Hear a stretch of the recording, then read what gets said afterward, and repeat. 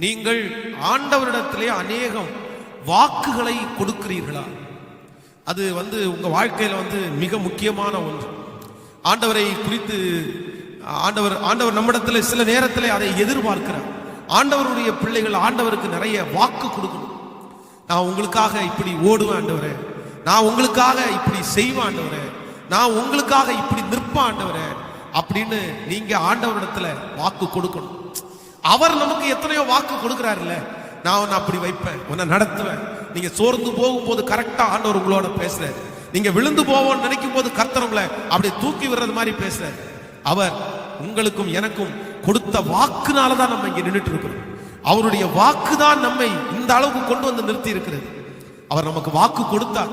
அவர் வாக்கு கொடுத்தவர் மட்டுமல்ல, வாக்கை அவர் நமக்கு இதுவரைக்கும் நிறைவேற்றினார். அதே போல ஆண்டவருடைய பிள்ளைங்க ஆண்டவருக்கு நிறைய வாக்கு கொடுக்கணும்னு ஆண்டவர் எதிர்பார்ப்பார். நான் எல்லாம் உண்மையிலே ஆண்டவருடைய பிள்ளைகளை முழு மனதோடு சொல்றேன். நிறைய டைம் அப்பாட்ட அப்படி வாக்கு கொடுத்துருக்கிறேன். உங்களை நான் ரொம்ப லவ் பண்றேன் ஆண்டவர், உங்களை நேசிக்கிறேன், உங்களை விட்டுட்டு இன்னொரு இடத்துக்கு போக மாட்டேன், உங்களை விட்டுட்டு இன்னொரு ஆசை எனக்கு வராது, இப்படி செய். இன்னைக்கு முழுக்க காலையில இருந்து நைட்டு வரைக்கும் இந்த மாதிரி ஊழியம் செய்வேன் ஆண்டவர், இதை கொடுத்தீங்கன்னா நான் இப்படி பண்ணுவேன் ஆண்டவர் அப்படின்னு அடிக்கடி அவருக்கு வாக்கு கொடுத்துட்டே இருப்பேன். இன்னைக்கு பைபிளை இந்த அளவுக்கு வாசிச்சு முடிச்சிருவேன் ஏசப்பா, இன்னைக்கு ஒரு 3 மணி நேரம் அப்படியே ஜெபம் பண்ணிடுவேன் ஏசப்பா. இப்படியே நிறைய வாக்குகளை கொடுப்பேன். சில வாக்குகள் ஒருவேளை ஏதோ ஒரு காரணத்து நிமித்தமாய் ஃபுல்லா சரியாக முடியலைன்னா கூட உடனே ஒரு மன்னிப்பு, அப்பா உங்களுக்கு வாக்கு கொடுத்தேன், ஆனா என்னால் அப்படி செய்ய முடியல, சாரிப்பா, மன்னிச்சிருங்கப்பா, ஆனா இனி வாக்கு கொடுக்குறேன், கண்டிப்பா நான் செய்வேன் அப்படின்னு சொல்லி நிறைய வாக்குகளை ஆண்டவருக்கு கொடுத்திருக்கிறேன். அதை ஆண்டவர் எதிர்பார்க்கிறார் கேட்டா கண்டிப்பா ஆண்டவர் எதிர்பார்க்கிறார். யாக்கோபினுடைய வாழ்க்கையிலே வேதத்துல வாசிக்கும் போது வேதம் சொல்லுது, ஆண்டவர் அவனுக்கு வாக்கு கொடுக்கிறார், அதே போல அவனும் வாக்கு கொடுக்கிறார். நீங்க என்ன அப்படி செய்வீங்கன்னா நான் நிறுத்தின இந்த கல் உங்களுக்கு வீடா மாறும், இந்த இடத்துல உங்களுக்கு ஒரு தேவ ஆலயத்தை நான் கட்டுவேன், உங்களுக்கு ஒரு பலிபீடத்தை கட்டுவேன் அப்படின்னு சொல்லி அவன் ஆண்டவருக்கு வாக்கு கொடுக்கிறான். பாத்தீங்கன்னா அந்த வாக்கை சூழ்நிலையில மறந்துட்டாலும் திரும்பி வரும்போது அந்த வாக்கை நிறைவேற்றுவதற்கு அவனுடைய இருதயம் ஆசையா இருக்கு. சோ இன்றைக்கு உள்ள பரிசோதனை என்ன அப்படின்னா, நீங்கள் ஆண்டவருக்கு வாக்கு கொடுக்கிறீர்களா? ஆனா நிறைய பேர் இன்னைக்கு அப்படி செய்யறது இல்லை, ஒரு வாக்குமே கொடுக்கறது இல்லை. இன்னைக்கு காலையில இருந்து என்ன வாக்கு ஆண்டவருக்கு கொடுத்துருக்கிறீங்க? என்ன சொல்லி இருக்கிறீங்க? ஏதாவது ஒண்ணு சொல்லி இருக்கிறீங்களா? ஆண்டவரை பார்த்து டெய்லி ஏதாவது ஒண்ணு ஆண்டவருக்கு ஒரு வாக்கு கொடுங்க. நீங்க நான் இப்படி பண்ணுவேன் ஆண்டவர், இன்னைக்கு நான் இப்படி பண்ணுவேன் ஆண்டவர். அதுல ஆண்டவர் மிகவும் மகிமைப்படுவார், அதுல சந்தோஷப்படுவார். தாவீதை குறித்து வேதத்துல சொல்லும் போது ரொம்ப அழகாய் சொல்லுகிறது. அவன் உடனே ஆண்டவருக்கு வாக்கு கொடுக்கிறான். நான் மட்டும் பஞ்சுமெத்தையிலான ஒரு வீட்டுல இவ்வளவு சந்தோஷமா இருக்கும்போது நீங்க எப்படி ஆண்டவர், உங்களுடைய சமூகம் எப்படி அப்படி இருக்கலாம்? அது நடக்கிற வரைக்கும் படுக்கையாகிய கட்டிலின் மேல் நான் ஏற மாட்டேன் அப்படின்னு சொல்லி கர்த்தருக்கு வாக்கு கொடுக்கிறான் பாருங்க.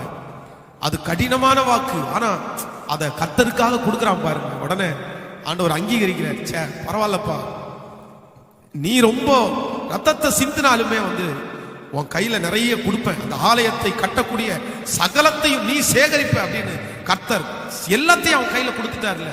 அதே போல உங்களை எல்லாத்துக்கும் கர்த்தர் நம்புவார், எல்லாத்திலையும் ஆண்டவர் ஆசீர்வதிப்பார். வாக்கு கொடுங்க. அதனால செய்ய முடியாத வாக்குகளை கொடுக்காதீங்க. நான் கம்பல்சரி பணத்தை குறித்து சொல்லவே இல்லை, காசை குறித்து சொல்லவே இல்லை, வேற உங்களுடைய கேரக்டர் வைஸ்ல நிறைய வாக்கு கொடுங்க. ஊழியத்தை குறித்து வாக்கு கொடுங்க, அதை செய்யுங்க, அது உங்களுக்கு ஆசீர்வாதமா இருக்கும். பணத்தை கர்த்தர் கொடுக்கும் போது நீங்க வாக்கு கொடுங்க, தப்பு இல்லை, அதை பத்தி இல்லை. சிலர் என்னன்னா வாக்கு கொடுக்கணும்னு சொன்ன உடனே நிறைய பேர் பண பொருத்தனைக்கு போயிடுவாங்க. அவ்வளவுதான், ஆண்டவரே நான் 50,000 கொடுக்குறேன் ஆண்டவரே, 25,000 கொடுக்குறேன் ஆண்டவரே, 1,00,000 கொடுக்குறேன் ஆண்டவரே.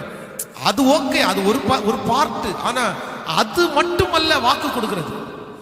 சிலர் திருச்சபையில இருக்கும்போது, சில திருச்சபையில பாஸ்டர் ஏதோ தேவைகளுக்கு அனௌன்ஸ் பண்ணும்போது கையை தூக்கி நான் இவ்வளவு கொடுக்குறேன், நான் இவ்வளவு கொடுக்குறேன் அப்படின்னு வாக்கு கொடுப்பாங்க.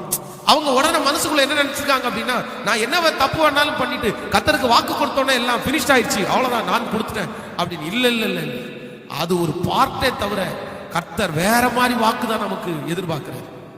உங்க கணவனா இருக்கலாம், மனைவியா இருக்கலாம், கோடிக்கணக்கான பணத்தை வச்சு உங்கள்கிட்ட அன்பே இல்லை அப்படின்னா அந்த பணம் நமக்கு தேவையில்லை, அந்த பொருள் நமக்கு தேவையில்லை. இதே தான் ஏசப்பா.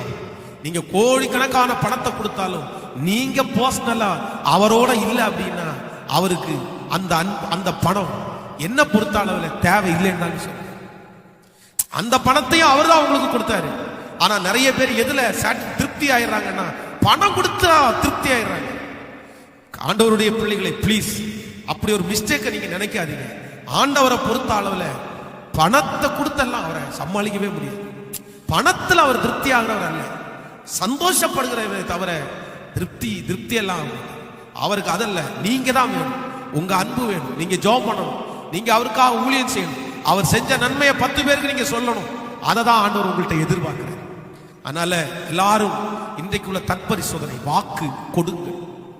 சொல்லுங்களேன், இப்போ கண்ணை மூடி ஏதாவது ஒரு வாக்கு கொடுங்க. ஒரு 10 வாக்கு.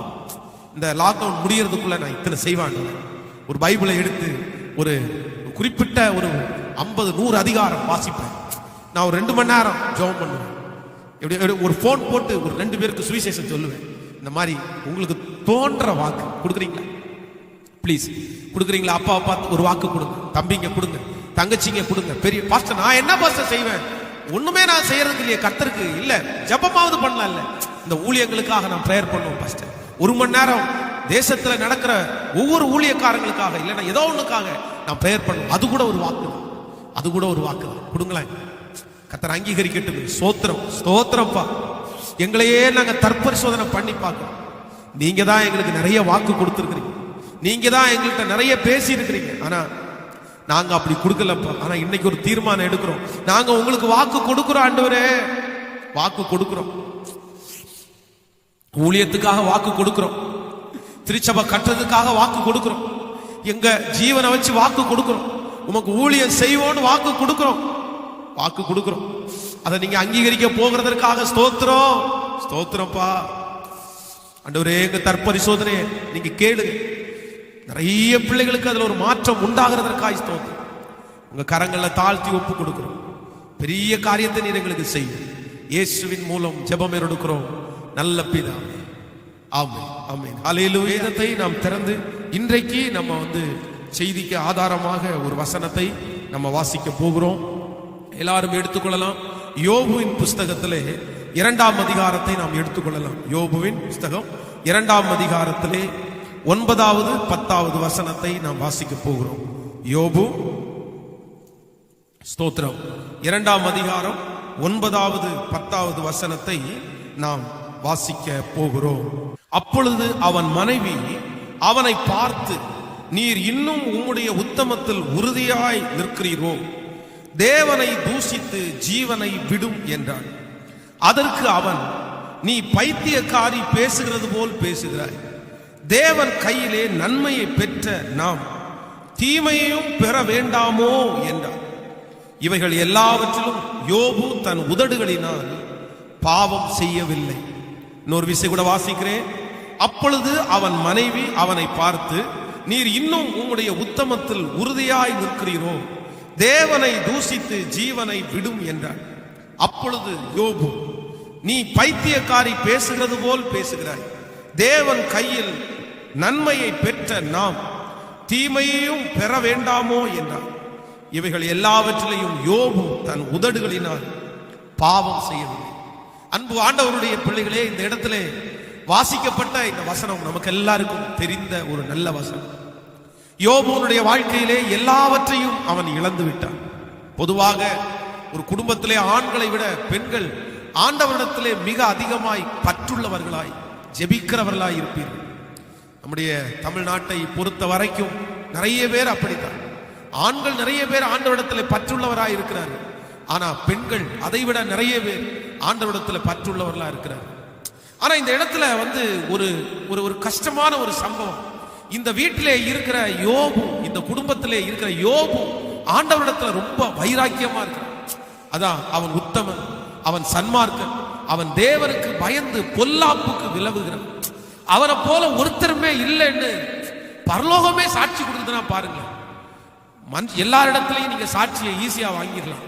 ஆனா பரலோகத்திலிருந்து சாட்சி வாங்குறது தான் ரொம்ப கடினம். ஏன் அப்படின்னா, ஒரு மனுஷனை துல்லியமாய் கணக்கு போடுறது பரலோகம் தான். பரலோகம் ஒரு மனுஷனுடைய உள்ளும் அறியும் வெளியும் அறியும். அதான் ஆண்டவர் ஒரு மனுஷனுடைய உள்ளான வாழ்க்கையும் அவருக்கு தெரியும், வெளியான வாழ்க்கையும் தெரியும். ஆனா உலகத்துல இருக்கிறவங்க சாட்சி சொல்லுவாங்க, வெளியான வாழ்க்கையை பார்த்த உடனே அவங்க இவங்க நல்லவங்க அப்படின்னு சாட்சி சொல்லுவாங்க. ஆனா இந்த யோபுவை குறித்து பரலோகமே சாட்சி சொல்லுதுன்னா அவன் எவ்வளவு பெரிய உத்தமன். ஆனா திடீரென்று ஒரு மிகப்பெரிய சோதனையின் காலம் கொண்டு வருது. அந்த சோதனையின் காலத்துல அவங்க மனைவிக்கு அவர் மேல பாசம் இருந்ததுனாலதான் நம்புறேன், அவர் படுற அந்த கஷ்டத்தை அவங்களால பார்க்க முடியல. அவங்க சொல்றாங்க, தேவனை தூசித்து வேண்டான்னு சொல்லிட்டு, இந்த சத்தியம் வேண்டாம், இந்த ஆண்டவர் வேணாம், இவ்வளோ பெரிய நீதிமானாகிய உங்களுக்கு இத்தனை பெரிய தீமை எதுக்காக வந்துச்சு, விட்டுருங்க, நீங்க உயிரோட கூட இருக்க வேண்டாம், நீங்க செத்துருங்க அப்படின்னு சொல்ற மாதிரி இந்த இந்த இடத்துல அப்படிப்பட்ட ஒரு காரியம் நடக்குது. ஆனா யோபு மறுபடி தன்னுடைய மனைவியை பார்த்து சொல்லும் போது சொல்லுகிறார், நீ பைத்தியக்காரி பேசுறது போல் பேசுகிறாய், தேவன் கையிலே நன்மையை பெற்ற நாம் தீமையையும் பெற வேண்டாமோ? இவை எல்லாவற்றிலும் யோபு தன்னுடைய உதடுகளினால் அவன் பாவம் செய்யவே. சோ ஒரு தேவனுடைய பிள்ளைகளுடைய வாழ்க்கையிலே ஒன்றை நன்றாய் அறிந்து கொள்ளுங்கள், ஆவிக்குரிய வாழ்க்கை இல்ல உங்களுடைய ஆவிக்குரிய தரம், நீங்க ஆண்டவரை நேசிக்கிற நேசம், உங்களுடைய ஒப்பு கொடுத்தல், உங்களுடைய கமிட்மெண்ட்லக்குள்ள உங்க வீட்டுல இருக்கிற ஒரு நபரே உங்களை போல இருப்பாங்கன்றத நீங்க ஒரு காலம் நினைக்க கூடாது என்கிறது தான் இந்த வசனத்தினுடைய அர்த்தம். நிறைய பேர் இன்றைக்கு இருக்கிற ஜனங்கள் எதுல ரொம்ப கஷ்டப்படுறாங்க அப்படின்னா, இவங்க ரொம்ப ஜெபம் பண்ணுவாங்க, இவங்க ரொம்ப ஹோலியா இருப்பாங்க, இவங்க வீட்டுல நல்லா ஆண்டவரோட சேர்ந்திருப்பாங்க, ஊழியம் செய்யணும்னு வாஞ்ச, ஆனா அவர்களுடைய தரிசனத்திற்கு அவங்களுடைய ஜெபத்திற்கு வீட்டில் இருக்கிற நபர்களே நிறைய பேர் ஒத்தே வரமாட்டாங்க. நிறைய பேர் சொல்லுவாங்க, என்னடா இது, நான் இவ்வளோ கஷ்டப்படுறேனே, இவ்வளோ பாடுபடுறேனே, இத்தனை வேலை செஞ்சுட்டு ஜெபம் பண்றேன், வேலை செஞ்சுட்டு முழங்கால நிக்கிறேன், ஆனா வீட்டுல இருக்கிற இவங்க இப்படி ஜெபம் பண்ண மாட்டேங்கிறாங்களே, சும்மா சாப்பிட்டு இருக்கிற இந்த தம்பி இந்த மகன் ஜெபம் பண்ண மாட்டேங்கிறாங்களே. நிறைய பேருக்கு பயங்கரமான கோபம் வரும். நம்மள மாதிரி இல்ல அப்படின்னா, என்னத்தை இதெல்லாம் கர்த்தருக்காக செய்ய வேண்டாமா அப்படின்னு கோபப்பட்டு அந்த எரிச்சல் அவங்க மேல நம்ம கொட்டுவோம். இல்ல இல்ல, ஆவிக்குரிய வாழ்க்கையில இருக்கிற ஆண்டவருடைய பிள்ளைகள் ரொம்ப கவனமா கவனிங்க. நீங்க ஆண்டவரை நேசிச்ச விதம் வேற, நீங்க ஆண்டவரை தேடுற விதம் வேற, உங்களுடைய கமிட்மெண்ட் வேற. ஆனா உங்களுடைய கமிட்மெண்ட்டை போல, உங்களுடைய ஜெபத்தை போல, நீங்க ஆண்டவரை நேசிக்கிறது போல, உங்களுக்கும் ஆண்டவருக்கும் உள்ள உறவை போல அவங்க வரணும்னு நீங்க நினைச்சு எதிர்பார்த்து கோபப்படுறது அது தவறு. இது இந்த வாழ்க்கை உங்களுக்கும் கர்த்தருக்கும் முடியாது, அது உங்களுக்கு ஆண்டவருக்கும் உள்ள ரிலேஷன்ஷிப், அது ஒரு திக்கு. நீங்க ஒரு விதத்துல ஆண்டவரோட நெருங்கிட்டு, நீங்க ஒரு விதத்துல ஆண்டவரை பிடிச்சிட்டீங்க. உங்க பாசத்துக்கும் நீங்க ஆண்டவர் மேல வச்ச பாசத்துக்கும் அவங்க வச்ச பாசத்திற்கும் நிறைய வித்தியாசம். நிறைய வீடுகளில் இதை வச்சுதான் பிரச்சனையே நடக்குது. ஆவிக்குரிய வீடுகளில் இதை வச்சு பயங்கரமான போராட்டம். ஒரு உணர்வு வேணாமா? ஃபர்ஸ்ட் ஒரு உணர்வு வேணாமா? வீட்டில் சும்மா தானே இருக்காங்க, ஜெபம்லாம் இல்லை, பைபிள் வாசிக்கலாம் இல்லை, காலையில ஒரே தூக்கம் பாஸ்ட், ஒரே சினிமா பாஸ்ட், ஒரே செல்போன் பாஸ்ட். நமக்கு நிறைய பேருக்கு அப்படி இரிட்டேஷன் ஆகும், அப்படியே கோபமாகும், ரொம்ப கோபம். நான் சொல்றேன், நீங்க கோபப்பட்டு நீங்க ஏன் பாவம் செய்யுங்க? தான் 5 மணி ஜெபத்துக்கு வர்ற ஒருத்தர் நான் சொல்லுவேன், 5 மணி ஜெபத்துக்கு நீங்க எல்லாம் எழும்பி காலையில ஜெபம் பண்றதுக்காக வந்துட்டீங்க.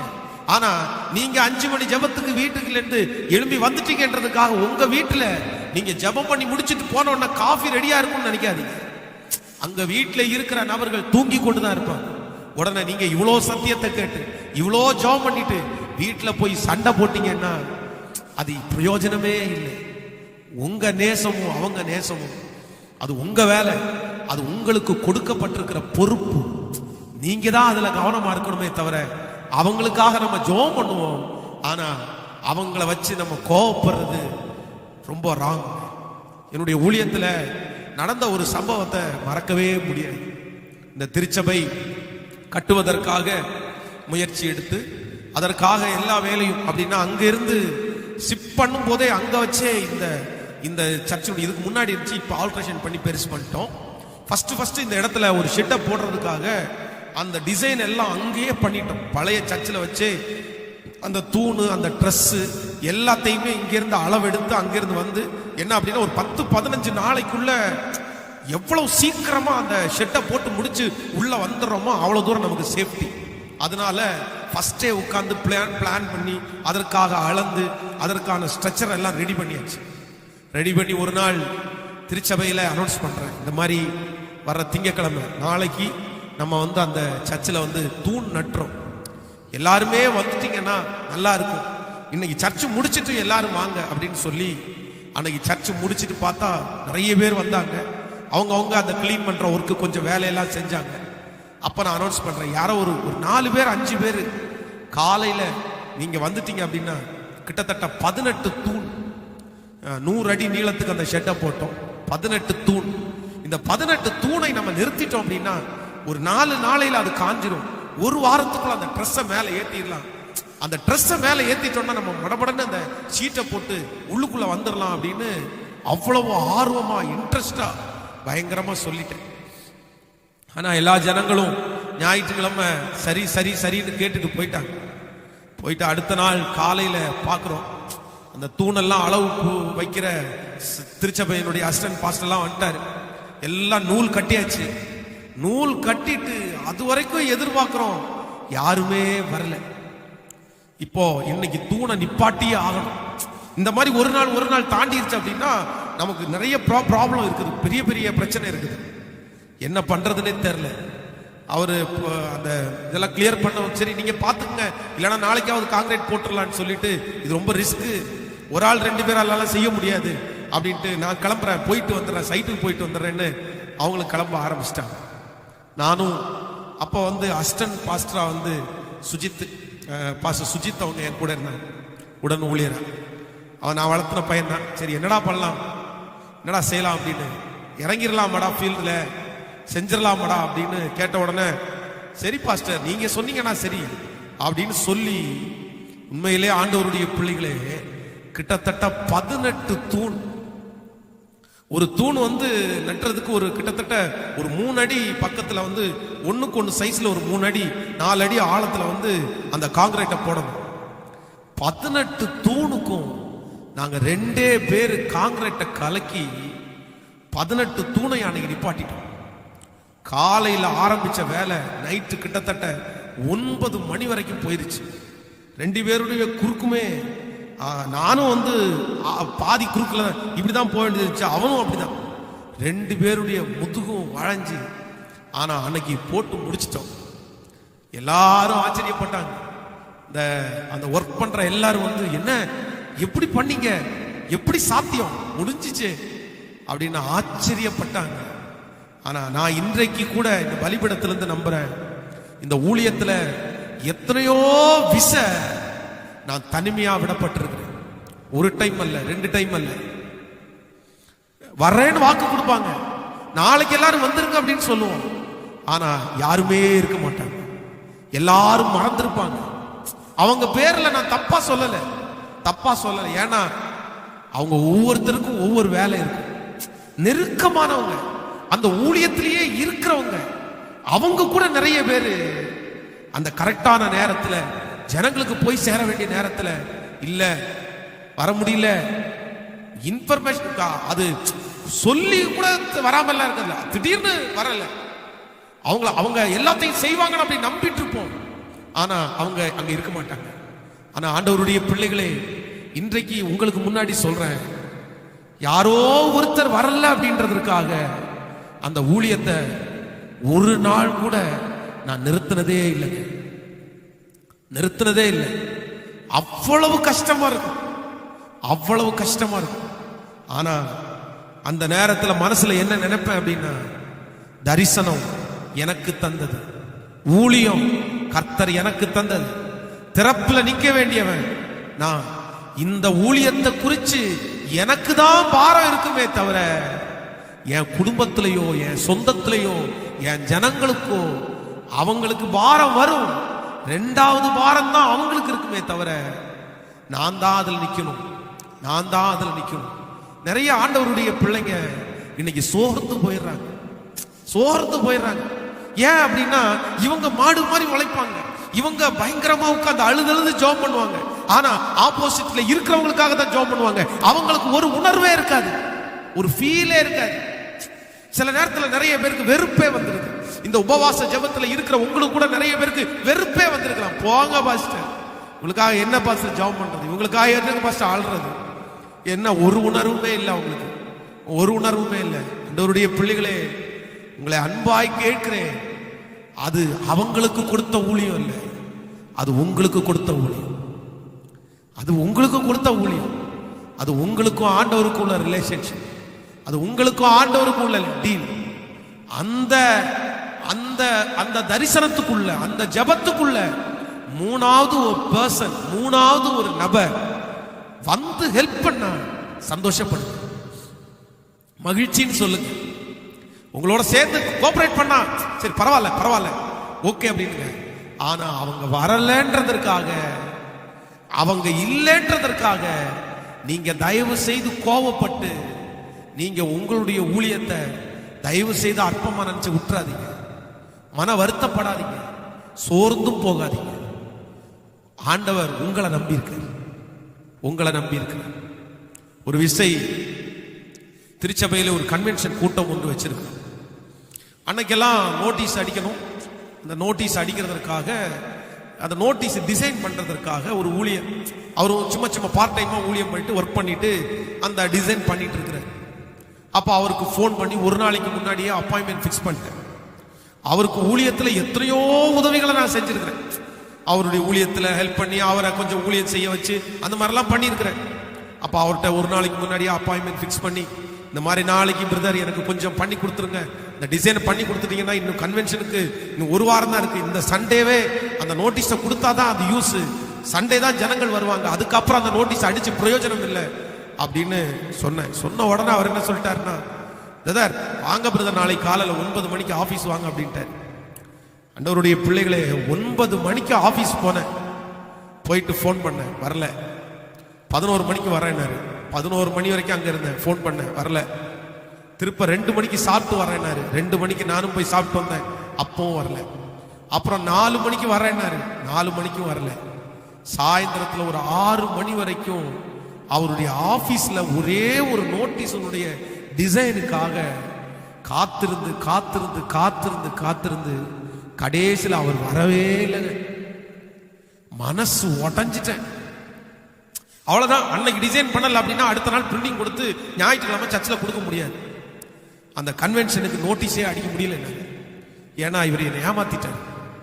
அந்த நோட்டீஸ் இல்லாம அனௌன்ஸ் மட்டும்தான் பண்ணுவேன்.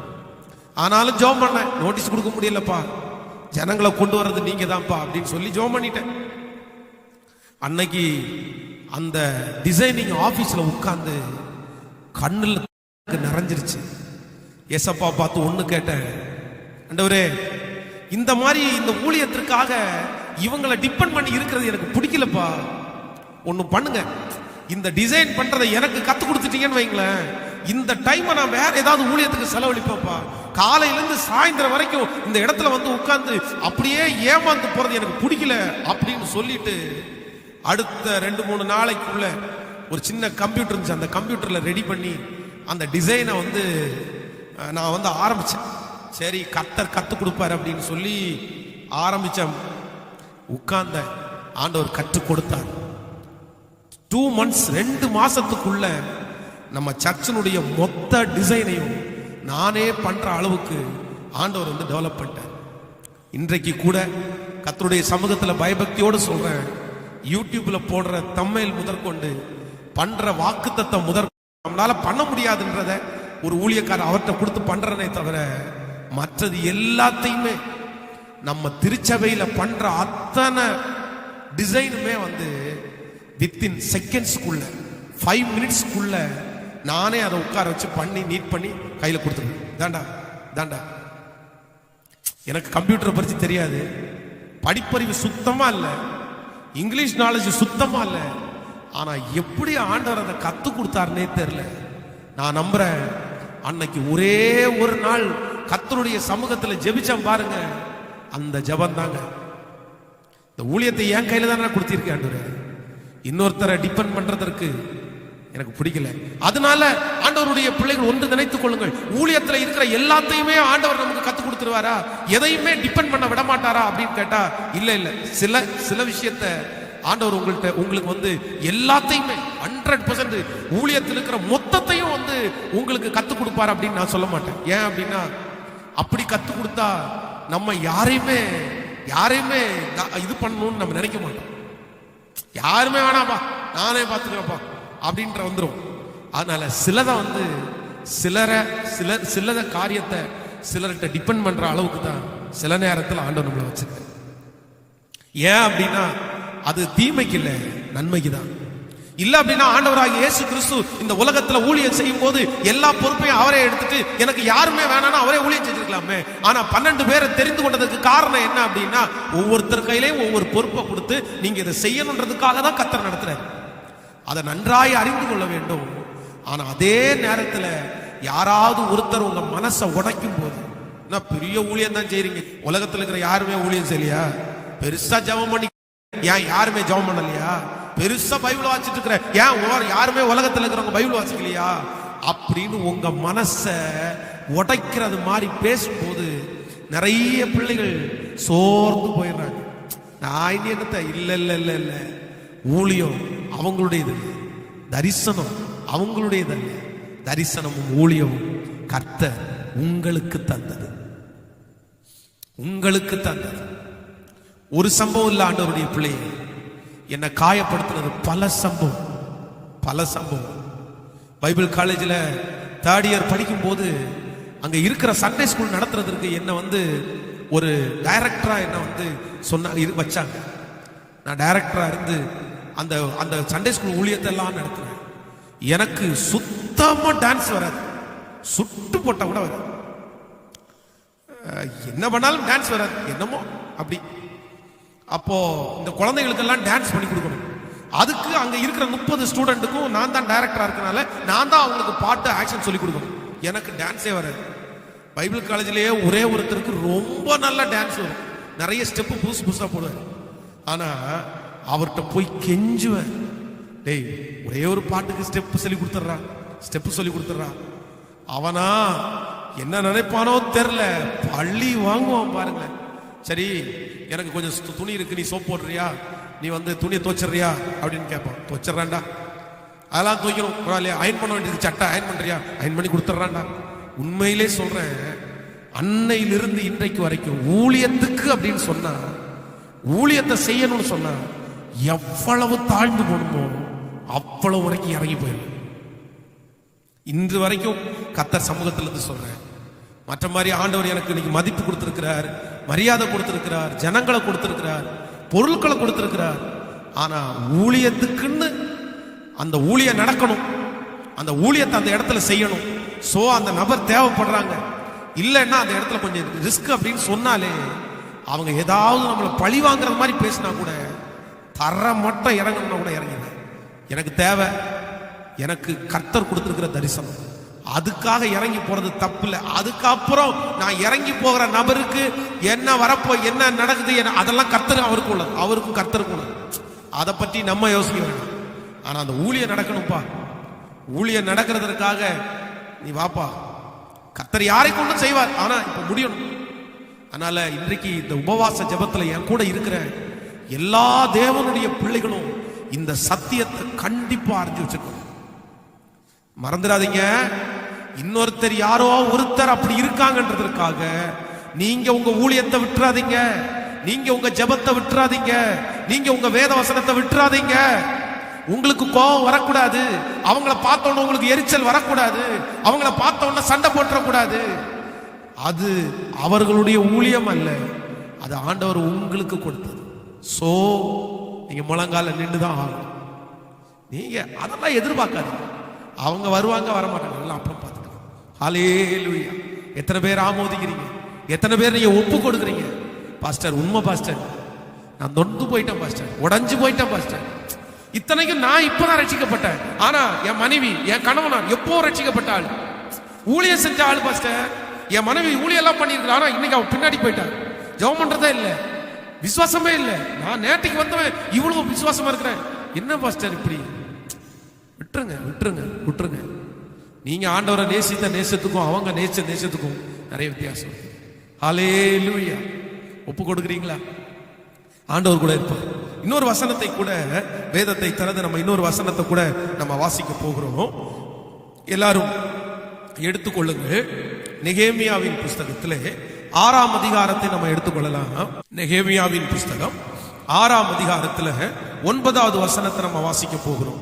நெகேமியாவின் புஸ்தகம் 6ஆம் அதிகாரம் 9வது வசனத்தை நம்ம வாசிப்போமே. ஆனால் சேர்ந்து வாசிக்கலாமா? அந்த வேலை நடந்தேறாதபடி எங்கள் கை சலித்து போகும் என்று சொல்லி அவர்கள் எல்லாரும் எங்களை பயமுறுத்த பார்த்தார்கள். ஆதலால் தேவனே, நீர் என் கைகளை திடப்படுத்தி அருளும். இன்னொரு விசை கூட வாசிக்கலாம். 8வது வசனத்தை வாசிக்கலாம்.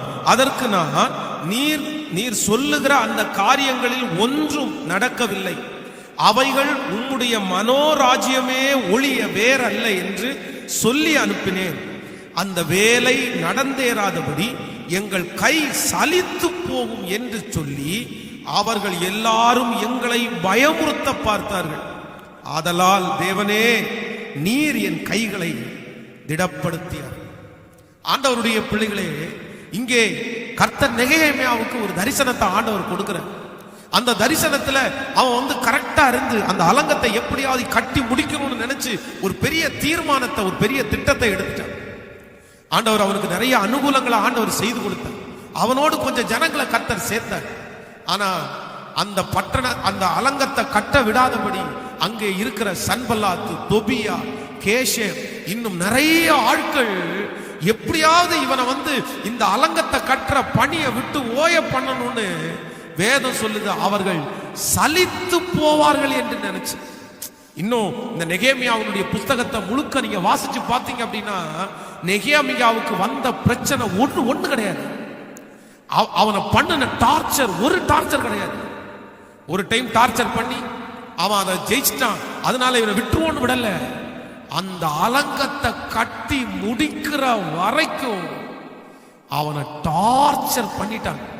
அதான் எங்க கை சலித்து போகணும்னு நினைச்சு இதெல்லாம் பண்றாங்கப்பா, என் தேவனே எனக்கு துணை நில். அநேக இடங்களில் நெகேமியா இந்த வார்த்தையினாலதான் ஆண்டவரிடத்துல ஜெபம் பண்ணிட்டே இருக்கு. என்ன சலிக்க பண்றாங்கப்பா, என் மனசை சலித்து போக பண்றாங்கப்பா. நீங்க ரொம்ப கவனமா கவனிக்கணும். ஆண்டவர் உங்களுக்கு ஒரு தரிசனத்தை கொடுக்கும் போது, ஆண்டவர் உங்க கையில ஒரு ஊழியத்தை கொடுக்கும் போது, ஆண்டவர் உங்க கையில ஒரு குடும்பத்தை கொடுக்கும் போது, நீங்க அந்த காரியத்தை செய்து முடிக்காதபடிக்கு உங்களுக்கு சுற்றி எந்த பிரச்சனை வருதோ இல்லையோ, உங்க மனசை உடைக்கிற பிரச்சனை நிறைய வருங்க. சலிக்கிற அளவுக்கு உங்களுக்கு பயமா இருக்கும். அந்த மனுஷன் இனி என்ன செய்ய போறானோ அப்படின்னு.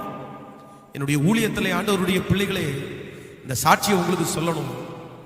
இதுவரையிலையும் இன்று வரையிலையும் எவ்வளவோ ஒரு மகிழ்ச்சியோட சந்தோஷத்தோட இந்த ஊழியத்தை நிறைவாய் செய்து கொண்டிருந்தாலும், மனசனுடைய ஓரத்துல வாடகை இடத்துல இருக்கிறோமே என்கிற ஒரு சலனம் ஒவ்வொரு நிமிஷம் எனக்கு இருந்துட்டே தான் இருக்கு. கர்த்தர் என்ன பலப்படுத்துறாரு, ஆனாலும் வாடகை இடத்துல இருக்கிறோமே அப்படின்ற ஒரு கஷ்டம் என் இருதயத்துக்குள்ள இருந்துட்டே இருக்கு. ஏன் அப்படின்னா, அந்த வாடகை இடத்துல இருக்கிறதனுடைய உச்சகட்ட பிரச்சனையை நான் என் கண்ணால பார்த்தேன். இந்த திருச்சபையை இந்த 2005வது வருஷம் ஆரம்பிச்சோம். 2005வது வருஷம் ஆரம்பிச்சு கிட்டத்தட்ட ஒரு 15வது டைம் இந்த சர்ச்சை எக்ஸ்டென்ஷன் பண்றோம். ஃபர்ஸ்ட் 1, அதுக்கப்புறம் ஒரு 2, அதுக்கப்புறம் குறைஞ்சது ஒரு 15வது டைம் இந்த சர்ச்சை எக்ஸ்டென்ஷன் பண்றோம். நான் இந்த வருஷத்துக்குள்ள இந்த கிட்டத்தட்ட ஒரு 15 ஆண்டுகளுக்குள்ள 15 டைம் விரிவாக்கியாச்சு.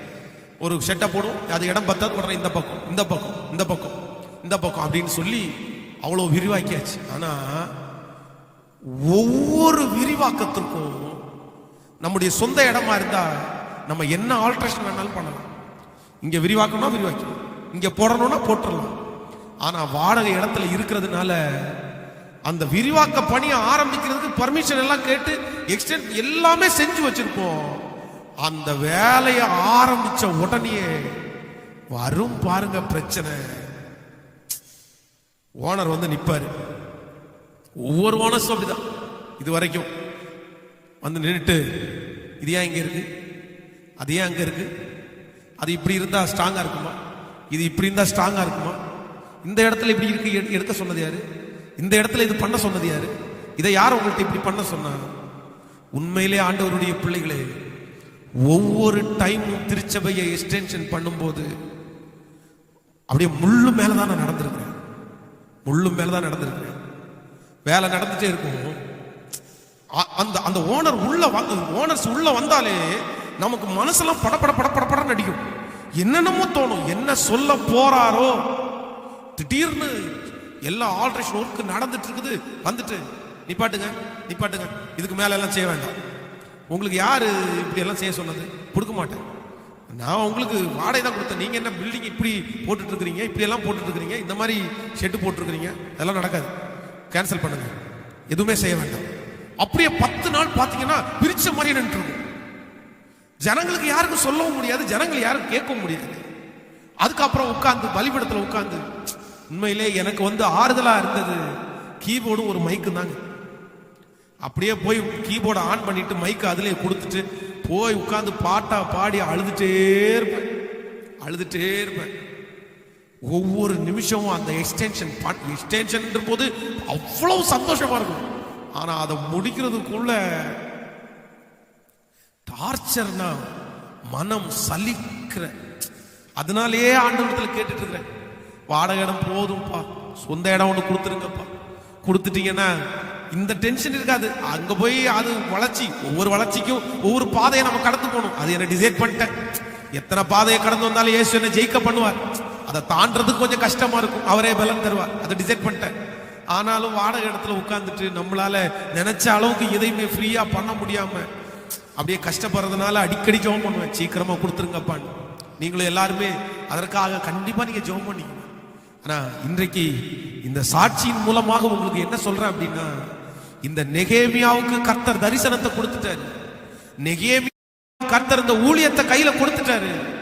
ஆனா அத்தனை பேரும் தன்னுடைய மனச சலிக்க பண்ணினாலும் விட்டுட்டு மட்டும் ஓடல.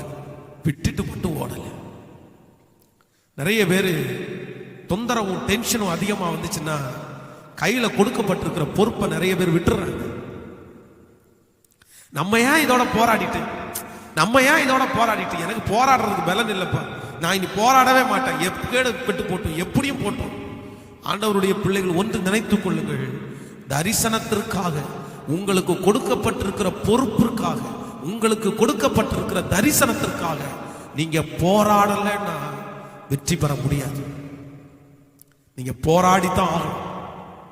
நீங்க வெற்றி பெறணும்னா போராடித்தான் ஆகணும். யாரோ ஒருத்தர் உங்களை டார்ச்சர் பண்றதற்காக, மனம் சலிக்க பண்றதற்காக நான் போராட மாட்டேன். எதுக்கு போய் போராடிட்டு, எனக்கு படிப்பு இருக்கு, எனக்கு அது இருக்குது, சும்மா உட்கார்ந்துட்டு சும்மா மேலோட்டமா போயிட்டு இருக்கலாம். நம்ம இவ்வளவு பெரிய டீப்பா இறங்க வேண்டிய அவசியம் இல்லை. ஒருவேளை உங்களை நேசிக்கிறவங்க நிறைய பேர் இதே வார்த்தையை உங்கள்கிட்ட சொல்லலாம், நீ எதுக்கு போய்ப்பா இவ்வளவு கஷ்டப்பட்டு இருக்கிற, உனக்கு என்ன தேவையா, விட்டுரு, உனக்கு தான் இதெல்லாம் இருக்குது, இதை பார்த்துட்டு அமைதியா போயிரு அப்படின்னு சொல்லி யாராவது ஒருத்தர் உங்களை போராடிட்டு இருக்கும் போது போராட வேண்டாம்னு சொன்னா கூட நீங்க தயவு செய்து போராடாம இருக்காதீங்க.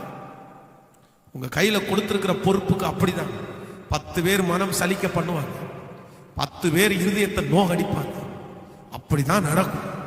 ஆனா உங்க லக்கு மட்டும் மாறவே மாறக்கூடாது. ஓனர் அப்படியே வருவாரு, நான் இங்க வேலை செஞ்சுட்டு இருப்பேன். உண்மையிலே பாத்தீங்கன்னா அவருடைய தலையை பார்த்த உடனே அப்படியே எல்லாத்தையும் விட்டுட்டு ஒளிஞ்சு ஓடிடுவேன். வேலை நடந்துட்டு. ஏன் அப்படின்னா என் தலையை பார்த்தாலே ஏதோ ஒன்று சொல்லிடுவேன், என் தலையை பார்த்தாலே ஏதோ ஒன்று திட்டிடுவேன். நீங்க நம்ப மாட்டீங்க, கடந்த லாஸ்ட் எக்ஸ்டென்ஷன், சர்ச்சினுடைய கடைசி எக்ஸ்டென்ஷன், இப்போ லாஸ்டா ஒரு எக்ஸ்டென்ஷன் பண்ணோம். இந்த எக்ஸ்டென்ஷன் பண்ணும்போது அப்போ விசுவாசிகள் எல்லாருமே வேலைக்கு போறவங்க, சில பார்ட் எல்லாம் வேலை செஞ்சுட்டு இருக்கும்போது அது உடனே ஒரு 10 நாள்னா 5 நாள்னா அதோட முடிச்சிடும். முடிக்கல அப்படின்னா அதை முடிக்காம இருக்க முடியாது. அதை முடிச்சு அப்படி முடிக்கும் போது கடைசியா ஒரு வேலை நடந்துட்டு இருக்குது. இந்த தம்பிங்க எல்லாம் செய்யாம அப்படியே விட்டுட்டு போயிட்டாங்க. ஓனர் என்ன பார்த்து, நான் எப்பவுமே வேலை செய்வேன் சர்ச்சில், இது வரைக்கும் வேலை செஞ்சுட்டு இருக்க, மண்ணொட்டி எடுத்து கண்டினியூவா கிட்டத்தட்ட 2.5 மணி நேரம் எனக்கு வேலை கொடுத்தாரு மண்வெட்டியில. நான் மண்வெட்டியில வேலை செஞ்சுட்டு இருக்கிறத பார்த்து ஒரு வாலிப தம்பி வந்து கொந்தளிச்சுட்டான். என்ன பண்ணிட்டு இருக்கிறீங்க? உங்களை வேலை வாங்குறதுக்கு அவர் யாரு? நீ ஏன் உங்களை எப்படி அவர் வேலை வாங்கலாம்? நீங்க ஏன் அமைதியா இருக்கிறீங்க? நீங்க ஏன் அவர் சொல்ற வேலையெல்லாம் செய்றீங்க? வருவாங்க, இப்ப ஆட்கள் வருவாங்க, வந்து செய்வாங்கன்னு சொல்ல வேண்டியதுனே, நீங்க எதுக்கு செய்யணும்? ஆனா கர்த்தருக்கு முன்பாக சொல்றேன், ஒரே ஒரு கான்செப்ட் மட்டும்தான், ஒரே ஒரு நோக்கம் மட்டும்தான், ஊழியம். ஊழியம்.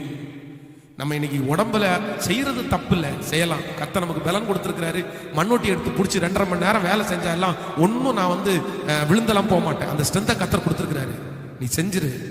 ஒருவேளை அவர் சொல்லும் போது உனக்கு ரொம்ப கோவம் வந்தோ, இல்லை செய்ய முடியாது பார்த்துக்கலான்னு சொல்லி அவர் மனசுக்குள்ள ஒரு கசப்பை வச்சுட்டு வேற இடம் பார்த்துக்குங்க, இல்லைன்னா இது பண்ணுங்க, கர்த்தருடைய அனுமதி இல்லாம நடக்காதுன்னு சொன்னாலும் அந்த மாதிரி ஒரு வார்த்தையை சொல்லிட்டாருன்னா திடீர்னு நம்ம இவ்வளோ பெரிய இடத்தை எங்க தேடுறது, எப்படி பண்றது அப்படின்ற ஒரே கான்செப்டுக்காக, ஊழியன்ற ஒரே ஒரு காரணத்திற்காக, கர்த்தர் என் கையில கொடுக்கப்பட்டிருக்கிற பொறுப்பு இருக்குல்ல, இதை வெற்றியா முடிக்கணுன்றதுக்காக ஐ ஆம் சரண்டர். ஐ ஆம் சரண்டர். எத்தனை மனம் சலிச்சு போனாலும் என் கண்ணுக்கு முன்னாடி ஒண்ணு மட்டும்தான் வருது, தரிசனம் மட்டும்தான் என் கண்ணுக்கு முன்னாடி நிற்குது. இப்ப உங்களை பார்த்து நான் கேட்கிறேன், யாரோ ஒருத்தர் உங்களை சலிக்க பண்ணிட்டாங்கன்றதுக்காக, ரொம்ப உங்களை வேதனைப்படுத்திட்டாங்கன்றதுக்காக, உங்களை ரொம்ப காயப்படுத்திட்டான்றதுக்காக பொறுப்பை விட்டுட்டீங்களா? பொறுப்பை விட்டுட்டீங்களா? இல்ல ஆண்டவருடைய பிள்ளையே, நெகேமியாவுக்கு ஒரே ஒரு தீர்மானம். கடிதத்தின் மேல கடிதம் வந்துட்டே இருக்குது, மிரட்டல்கள் மேல மிரட்டல் வந்துட்டே இருக்குது. ஆனா அவன் டிசைட் பண்ணி சொல்றான், பார்த்துக்கலாம்ப்பா, கடைசி வரையிலும் அந்த அலங்கத்தை கட்டி முடிக்கிற வரைக்கும் டெய்லி, அத ஒரு நாள் இல்ல 2 நாள் இல்ல, அந்த அலங்கத்தை கட்டி முடிக்கிற அன்னைக்கு வரைக்கும் அவனுக்கு நிம்மதியான தூக்கம்ன்றது இல்லவே இல்லை. நிம்மதியான தூக்கமே இல்லை. நமக்கு ஏன் இவ்வளவு ரிஸ்க், இத்தனை பேர் இருக்காங்க, நம்ம ஏன் செய்யணும் அப்படின்னு நினைக்கவே இல்லை. நம்ம கையில கொடுத்ததுனால இன்னைக்கு இருக்கிற நீங்க அப்படி நினைக்காதீங்க, நம்ம ஏன் செய்யணும், எனக்கு எதுக்கு, அவன் கேடு கெட்டு போட்டோம் அப்படின்னு சொல்லுவாங்கல்ல சிலர், எப்படி வேணாலும் போட்டோம் அப்படி. இல்ல இல்ல இல்ல இல்ல இல்ல, அப்படியெல்லாம் பரிசுத்தவான்கள் நினைச்சிருந்தா நம்ம இன்னைக்கு நின்றுக்க முடியுமா? நீங்க இன்னைக்கு நின்றுக்க முடியுமா? நின்றுக்க முடியாதே, நின்றுக்க முடியாது. ஒப்பு கொடுக்குறவங்க கைகளை உயர்த்துங்க பார்க்கலாம். ஆண்டவரிடத்துல சொல்லுங்க, ஆண்டவரே சரண்டர்ப்பா, என்னை எவ்வளவு கஷ்டப்படுத்தினாலும், என் மனசை சலிக்க பண்றது மாதிரி என்ன பேசினாலும், ஏதோ ஒரு தாயார் இடத்துல ஆண்டவர் பேசிட்டு இருக்காரு, ஏதோ ஒரு தகப்பன இடத்துல பேசிட்டு இருக்காரு, மா உங்க இருதயத்தை சலிக்க பண்ணிட்டாங்க, அப்பா உங்க இருதயத்தை சலிக்க பண்ணிட்டாங்க, என் இருதயம் சலிச்சே போயிடுச்சு, ஃபர்ஸ்ட் சலிக்க பண்ணிட்டாங்க. உயரணும்னு நினைச்சா உடனே எங்க இருந்தா பிரச்சனை வருமோ தெரியல, அப்படியே நாலா பக்கத்துல சூழ்ந்து பிச்சுக்கிறாங்க. இதனாலேயே நிறைய நேரத்துல உயர்வே எனக்கு வேண்டாம், நான் பெருசா நிறைய ரிஸ்க் எடுக்கிறதே இல்லைன்னு யாரோ ஒருத்தர் இந்த ஜெபத்துல ஒதுங்கி போயிருக்கலாம். அவங்கள பார்த்துதான் ஆண்டவர் சொல்றாரு, இல்ல மகனே, உனக்காக வைத்திருக்கிற உயர்வு பெருசு, உனக்காக வைக்கப்பட்டிருக்கிற திட்டம் பெருசு, உன் கையில கர்த்தர் கொடுத்திருக்கிற பொறுப்பு மிக பெருசு, அது மிக பெருசு. அதற்காக இப்படிப்பட்ட டார்ச்சரின் பாதைகளை நீ கடந்து வந்துதான், அப்படிதான் நாலா பக்கம் உன்னை பிப்பாங்க. ஆனா நெகேமியா எப்படி திடனா இருந்தானோ அதே போல நீங்க திடனா இருக்கணும்னு தான் ஆண்டவர் விரும்புறார், திடனா இருக்கணும்னு தான் விரும்புறார். ஹalleluya, ஹalleluya. சோ என்னுடைய ஊழியத்தில் கடந்து வந்த அந்த பாதைகள் இன்னைக்கு வரைக்கும், இந்த நிமிஷம் வரைக்கும் அது மறக்கவே முடியாது. ஆண்டவருடைய பிள்ளை மறக்கவே முடியாது. கர்த்தர் தான் பாதுகாப்பு, கர்த்தர் தான் பலன். இன்றைக்கு வரைக்கும் போடப்பட்டிருக்கிற இந்த திருச்சபையினுடைய ஒர்க்கு, ஒரு டிசைன் கூட இதுவரைக்கும் இன்ஜினியரை வச்சு நான் பண்ணல. ஆனா இது டெம்பரரி ஆனனால பண்ணல. அடுத்து கர்த்தர் ஒருவேளை ஆலயத்தை கொடுத்துட்டாருன்னா பக்காவா அதற்கு கேட்ட நீட்டா எல்லாத்தையும் கொண்டு வருவோம். ஆனா மொத்த டிசைனும் மொத்த இன்ஜினியர் ஒர்க்ஸும் நான் என்னுடைய கையினால போட்டதுதான். ஆனா எனக்கு எப்படின்னு தெரியல, ஆனா பாதுகாப்பும் அழகையும் கொடுத்தவர் கர்த்தர் மட்டும்தான், கர்த்தர் மட்டும்தான்.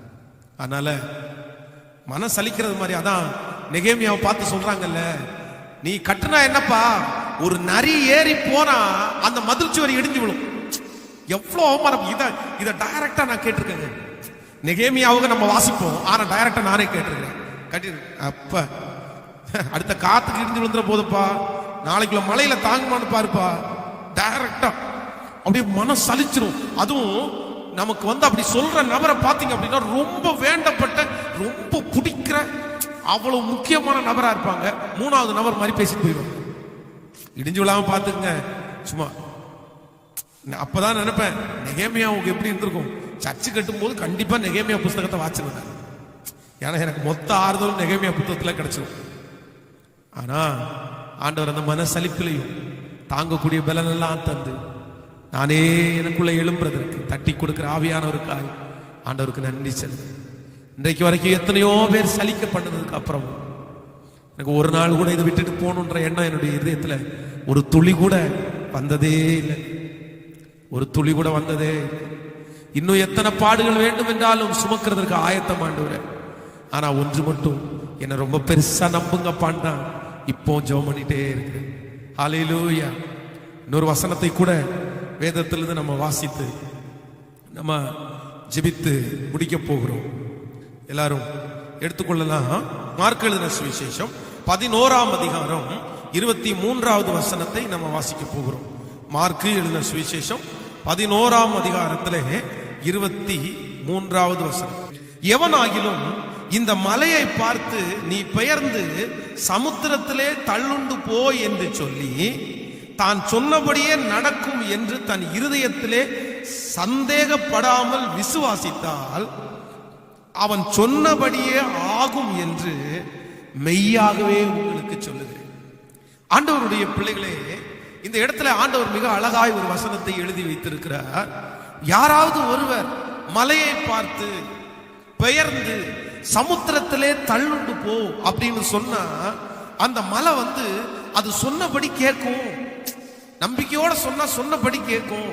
நீ மலையை பார்த்து நீ பேசலாம் அப்படின்னு ஆண்டவர் இந்த இடத்துல சொல்றார். இதுக்கு என்ன அர்த்தம் அப்படின்னா, ஒரு தேவனுடைய பிள்ளையினுடைய வாழ்க்கையிலே இருக்கிற அந்த பிரச்சனையை பார்த்து பேசி, பிரச்சனையே போராட்டமே நீ எனக்குள்ள இருக்க முடியாது, எனக்குள்ள இருக்கிறவர் பெரியவர், என்ன அழைச்சவர் பெரியவர், என்ன நடத்த போகிறவர் பெரியவர், நீ எனக்கு முன்பாக இருக்க முடியாது என்று விசுவாசித்து நம்பி நீங்க கட்டளை கொடுத்தா அது நடக்கும் அப்படின்னு ஆண்டவர் வேதத்துல எழுதி வைத்திருக்கிறார். இந்த உபவாச ஜெபத்துல இருக்கிற அநேக கர்த்தருடைய பிள்ளைகளே, உங்களுக்கு முன்பாக பிரச்சனைகளை பார்த்து நீங்க பேசுறதற்கு ஆண்டவர் சொல்றார். ஆனா இன்னைக்கு இருக்கிற நிறைய ஆண்டவருடைய பிள்ளைகள் செய்கிற மிகப்பெரிய தவறு என்ன அப்படின்னா, பிரச்சனையை பத்தி தான் பேசுறாங்களே தவிர பிரச்சனையை பார்த்து பேசுறது இல்லை. நீங்க ரொம்ப கவனமா இருக்கணும். பிரச்சனையை பற்றி பேசுறதை நிறுத்துங்க. நிறைய பேர் பிரச்சனையை பற்றியே பேசிட்டு இருப்பாங்க. எனக்கு அது பிரச்சனை, எனக்கு அப்படி பிரச்சனை, எனக்கு இப்படி நடக்குது, அதை குறிச்சு விளக்கம் கொடுத்து அது இப்படி ஆயிருமோ அப்படி ஆயிருமோ. யாரோ ஒருத்தருக்கு போன் பண்ணிட்டு பேசி, சொந்தக்காரங்களுக்கு போன் பண்ணிட்டு பேசி, காலையிலிருந்து சாயந்தரம் வரைக்கும் பிரச்சனையை பற்றியே பேசிட்டு இருக்கிறாங்க. இப்ப பாருங்களேன், இந்த கொரோனா வியாதியை குறிச்ச பயம் ஜனங்களுக்குள்ள ஏன் அதிகமா இருக்குன்னு நினைக்கிறீங்க? இந்த ஜபத்துல இருக்கவங்க கூட நிறைய பேர் ஏன் பயப்படுறீங்க அப்படின்னு கேட்டா, எப்ப பார்த்தாலும் எதை குறிச்சு பேசுறீங்கன்னா பிரச்சனையை பற்றியே பேசிட்டு இருக்கிறாங்க. எங்க பார்த்தாலும், அங்க போனாலும் அப்படிதான் பேசுறாங்க, மளிகை கடைக்கு போனா அப்படிதான் பேசுறாங்க, ஹோட்டலுக்கு போனா அப்படிதான் பேசுறாங்க, ரோட்டுக்கு போனா அப்படிதான் பேசுறாங்க. எங்க போனாலும் ஒரே திரும்பினா கூட அப்படிதான். நியூஸ்ல கூட பாத்தீங்க அப்படின்னா கொரோனா கொரோனா கொரோனா கொரோனா, எங்க பார்த்தாலும் அப்படி இருக்குது. அதை குறித்து தெரிந்து கொள்ளணுமான்னு கேட்டா கண்டிப்பா தெரிஞ்சுக்கணும். ஆண்டவருடைய பிள்ளைகளை, நீங்க தெரிஞ்சுக்கிறது தப்புன்னு நான் சொல்லல. அதை குறித்த விழிப்புணர்வை யாரோ ஒருத்தர் கொடுக்கறாங்க, அது தப்புன்னு நான் சொல்லல. ஆனா ரெகுலரா போற இடமும் வர்ற இடமும் வெறும் அதை குறிச்சே பேசிட்டு இருக்கிறத ஆண்டவருடைய பிள்ளைங்க முதல்ல நிறுத்துங்க. அப்படி ஒருவேளை அப்படிப்பட்ட சூழ்நிலை வந்தா கூட அதுல இருந்து என்ன கர்த்தர் தப்பிச்சு விடுவாரு. அது என்ன சேதப்படுத்தாது. நீங்க நம்புங்க. நீங்க அந்த பிரச்சனையை பற்றி பேசுறத நிறுத்திட்டு எதை பார்த்து பேச போறீங்கன்னா, பிரச்சனையை பார்த்து, அந்த வியாதியை பார்த்து, எனக்கு என்ன ஒண்ணும் பண்ண முடியாது, எனக்குள்ள கர்த்தர் இருக்கிறார், அதை பார்த்து இயேசுவின் நாமத்தினால என் வீட்டுல தொடாதபடிக்கு வேலி அடைக்கிறேன், என் பிள்ளைங்க மேல தொடாதபடி வேலி அடைக்கிறேன், என் கணவனார் மேல தொடாதபடி வேலி அடைக்கிறேன், என் மனைவியின் மேல தொடாதபடி. அதான் ஆண்டவர் சொல்றாரு, எப்பா பிரச்சனையை பற்றி பேசுறது நிறுத்து, பிரச்சனையை பார்த்து பேசு, இயேசுவின் நாமத்தினால் அது போ அப்படின்னு சொல்லி நீ கட்டளை இடுவாயானால் அது நடக்கும் என்று ஆண்டவர் வாக்கு கொடுக்கிறார். ஒரு சாட்சி திருச்சபையில ஒரு விசை ஒரு தேவனுடைய ஒரு பயங்கரமான ஒரு கட்டிலிருந்து விடுதலையாக்கப்பட்ட ஒரு குடும்பம் வந்து நம்முடைய திருச்சபையில நல்ல ஒரு குடும்பமாய் ஆணி வேறாய் அப்படியே அந்த குடும்ப சர்ச்சில் நின்று நல்ல ஊழியம் எல்லாம் செய்து கொண்டிருந்தது. அப்போ ஒரு நாளைக்கு முன்னாடி வந்தா ஐயா சொல்றாரு, இந்த மாதிரி நாளைக்கு ஒருத்தரை நான் கூட்டிட்டு வர்றேன். அவர் யார் அப்படின்னா ஒரு கோயிலுடைய ஒரு தர்மகர்த்தா அவரு, ஆனா அவருக்கு பயங்கரமான பிரச்சனை, நான் கூட்டிட்டு வர்றேன் எப்படியாவது அப்படின்னு சொன்னேன். உடனே நான் சொன்னேன், சரி தாராளமா கூட்டிட்டு வாங்க, சண்டே சர்வீஸுக்கு கூட்டிட்டு வாங்க அப்படின்னு சொன்னேன். அப்போ அதே போல அவர் கூட்டிட்டு வந்தார். கூட்டிட்டு வரும்போது அவரை குறிச்சு சொன்னாரு, பாஸ்டர் இவர் வந்து இந்த பட்டணத்துல ரொம்ப ஆசீர்வாதமா வாழ்ந்தவர், சொந்த வீடு சொந்த இடம் இப்படி பெரிய வசதியோட வாழ்ந்த மனுஷன். ஆனா சமீப காலமா இவருடைய சரீரத்துல ஒரு பெரிய வியாதி வந்து உடம்பெல்லாம் வீங்கி போய் அவருடைய 2 கிட்னி ஃபெயிலியர் ஆயிடுச்சு. 2 கிட்னி ஃபெயிலியர் ஆயிட்டு இவர் செத்துருவாருன்னு இப்ப டாக்டர் வந்து ரிசல்ட் கொடுத்துட்டாங்க. இன்னும் வந்து ஒரு 15-20 நாளைக்குள்ள நீ இறந்துருவ, அவ்வளவுதான், நீ காப்பாற்ற முடியாது அப்படின்னு அவங்களுக்கு சொல்லிட்டாங்க. அதனால இவங்க வீட்டுல நான் வந்து போய் பார்க்கும்போது இவங்க வீட்டுல இருக்கிற மொத்த பொருளையும் பேக் பண்ணிட்டாங்க. ஏன் இந்த மாதிரி வீட்டுல இருக்கிற பொருள் எல்லாம் பேக் பண்ணிட்டீங்கன்னு கேட்டா அவங்க சொல்றாங்க, இல்ல நாங்க வந்து இந்த ஊர்ல இருந்து எங்களுடைய சொந்த ஊருக்கு போறோம். ஏன் அப்படின்னா இன்னும் கொஞ்ச நாளைக்குள்ள இவர் ஐயா செத்துருவாருன்னு சொல்லிட்டாங்க. அதனால என்னுடைய கடைசி நிமிஷம் நான் வந்து என் ஊர்ல தான் சாகணும்னு நான் விரும்புறேன், இங்க இந்த ஊர்ல சாக நான் விரும்பல, அதனால எல்லாத்தையும் நான் பெட்டி கட்டிட்டு ஊருக்கு போறோம் அப்படின்னு சொல்லி ரெடியா இருந்தாங்க. அப்போ நான் சொன்னேன், இதுவரைக்கும் உங்கள்கிட்ட பழகி இருக்கிறேன், ஒண்ணு மட்டும் கடைசியா ஒரே ஒரு டைம் எங்க சர்ச்சுக்கு வந்து ஒரு ஜெபம் பண்ணிட்டு எங்க பாஸ்டரை பார்த்து ஒரு ஜெபம் பண்ணிட்டு அதுக்கப்புறம் நீங்க ஊருக்கு போங்க, இந்த இது மட்டும் நான் கேட்கிறேன். இத்தனை டைம் நான் என்ன சொல்லியும் நீங்க கேட்கல, ஆனா இந்த ஒண்ணு மட்டும் சொல்றேன் வாங்க அப்படின்னு ரொம்ப வலு கட்டாயமா நான் கூப்பிட்டேன். இப்ப இங்க வந்திருக்கிறாரு, இன்னும் மதியானம் முடிச்சிட்டு ஊருக்கு அவங்க 2 பேரும் கிளம்புறாங்க அப்படின்னு சொல்றாங்க. சொன்ன உடனே அந்த ஐயா வந்து கையில் நிறைய மாத்திரையினுடைய பேக கையில வச்சிருந்தாரு. இத்தனை மாத்திரையை நான் சாப்பிட்டுட்டு இருக்கிறேன், எனக்கு வயிறு வீங்கிருச்சு, காலெல்லாம் வீங்கி போயிடுச்சு, அவ்வளவுதான் அப்படின்னு சொல்லிட்டாங்க.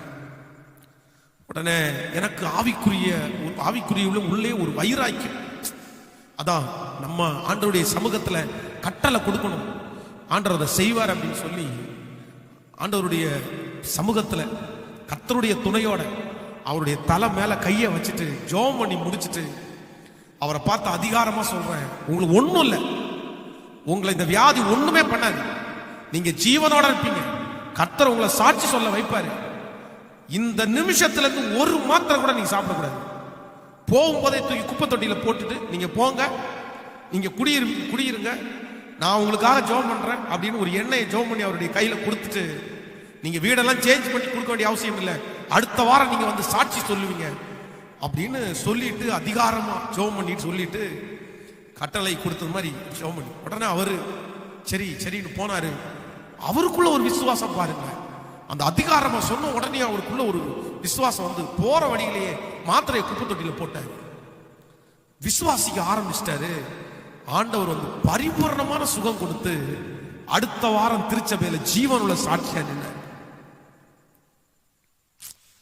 ஒரு கோயில் தர்மகர்த்தா எல்லாத்தையும் விட்டாரு. இயேசுதான் எனக்கு ஜீவன் கொடுத்தாரு, இயேசுதான் எனக்கு ஜீவன் கொடுத்தாரு. ஊருக்கு போகிறது எல்லாத்தையும் கேன்சல் பண்ணிட்டு இன்றைக்கும் ஒவ்வொரு திருச்சபையிலையும் போய் ஆண்டவர் அவருக்கு கொடுத்த விடுதலையை குறித்து சாட்சி சொல்லிட்டு இருக்கிறார். அவர் மூலமாய் ரட்சிக்கப்படுகிறவர்கள் நிறைய பேர், அவரை பார்த்து நிறைய பேர் ஆச்சரியப்படுற அளவுக்கு ஆண்டவர் வச்சுட்டார். சோ இன்றைக்கு இந்த உபவாச ஜெபத்தில் இருக்கிற ஆண்டவருடைய பிள்ளைகளை அதிகாரத்தோடு கட்டளையிடு, பயப்பட வேண்டாம். மலையை பார்த்து பெயர்ந்து போனா போகும்னு ஆண்டவர் சொல்றார். அந்த பிரச்சனையை பார்த்து அந்த சோதனையை பார்த்து ஒரு நாள் அல்ல 2 நாள் அல்ல விசுவாசத்தோட நம்பிக்கையோட என்ன ஒண்ணும் பண்ண முடியாது, என்ன ஒண்ணும் பண்ண முடியாது, கடனே நீ என்ன ஒண்ணும் பண்ண முடியாது, கடன் பிரச்சனையோட வாதாடுகிறீங்களா? அந்த கடன் பிரச்சனையை கூப்பிட்டு சொல்லி சொல்லி சொல்லி சொல்லி காலையில இருந்து என்ன பண்ணுவேனோ அப்படின்னு சொல்றத புலம்புறத நிறுத்திடுங்க. ஆண்டவர் சொல்றாரு, புலம்ப வேணாம் மகளே, அதை குறிச்சு புலம்பாத, அதை குறிச்சு ரொம்ப பேசாத, பிரச்சனையை குறிச்சு நீ பேசிட்டே இருக்காத, அதை நிறுத்து. எப்ப பிரச்சனையை குறிச்சு பேசுறத நிறுத்துறியோ அப்பதான் உனக்கு புது பலனே வரும். 21 நாள் உபவாச ஜெபம், இத்தனை நாள் ஜெபம் முடிஞ்சாச்சு, இன்னுமா பேசிட்டு எத்தனை டைம் பேசுவீங்க? பிரச்சனையை குறிச்சு ஏன் ரொம்ப பேசிட்டு இருக்கீங்க? விட்டுருங்க, பரவாயில்ல, நடக்கும், கர்த்தர் செய்வார். நீங்க பேச வேண்டியது ஒண்ணே ஒண்ணு மட்டும்தான், பார்த்து தான் பேச. கடனே, நீ என் கூட இருக்க மாட்டேன், ஒரு நாள் என் கையை கர்த்தர் ஆசீர்வதிப்பார். வறுமையே, கர்த்தர் ஒரு நாள் கர்த்தர் ஆசீர்வதிப்பார். உடம்புல சரீரத்தினுடைய அவயவத்தை பார்த்து ஒரு நாள் பலனாய் மாறுவாய். நீ பலப்படுத்துகிற கிறிஸ்துவினால் எல்லாவற்றையும் செய்ய பலன் உண்டு. அதுதான் தாவீது பார்த்து பேசுறான், என் ஆத்துமாவே நீ ஏன் கலங்குகிறாய், ஏன் எனக்குள் தியங்குகிறாய், கர்த்தரை நோக்கி காத்திரு, அவர் சமூகத்திலிருந்து உனக்கு ரட்சிப்பு வரும். தன்னை பார்த்து அந்த பிரச்சனையை பார்த்து பேசுறான். நீ கலங்காத, நீ பயப்படாத, உனக்கு ஒரு விடுதலை இருக்குது, சோ இன்று யாரோ ஒருத்தரிடத்துல ஆண்டவர் பேசிட்டே இருக்கிறார், தெளிவா கர்த்தர் பேசிட்டே இருக்கிறார். உங்களுக்காக தான் இந்த வார்த்தை, அதை குறித்து பேசினது போதும் ஆண்டவருடைய பிள்ளையை, அதை குறித்து பேசினது போதும் சிஸ்டர், பிரதர், பேசினது போதும். இனி யார்கிட்டையுமே போன் போட்டு பேசாது, இனி யார்கிட்டையுமே உட்கார்ந்து அதை குறித்து டிஸ்கஸ் பண்ணாது. எத்தனை நாள் தான் பேசுவீங்க? விட்டுருங்க, ஆண்டவர் உங்க பட்சத்தில் இருப்பார். இந்த மாதிரி சூழ்நிலையில், இந்த கொரோனா காலங்களில் விழிப்பாருங்க, நீங்க கவனமா இருங்க. சில விதிமுறைகள் எல்லாம் நீங்க கட்டுப்பட்டுருங்க. ஆனா அதை கேட்டு நான் திரும்ப சொல்றேன், போன்ல ஓயாம அந்த செய்தியை கேட்காது. இன்னைக்கு எவ்வளவு வந்திருக்கு, இன்னைக்கு எத்தனை பேர் அட்மிட் ஆயிருக்காங்க, இன்னைக்கு எத்தனை பேர் அப்படி ஆயிருக்காங்க, எதையுமே கண்டுக்காது. ஒரு அவேர்னஸ் கொடுத்துட்டாங்க, அதை வச்சிருங்க, ஜெபம் பண்ணுங்க, அது உங்களை தொடாது, தைரியமா இருக்கு. ஹல்லேலூயா.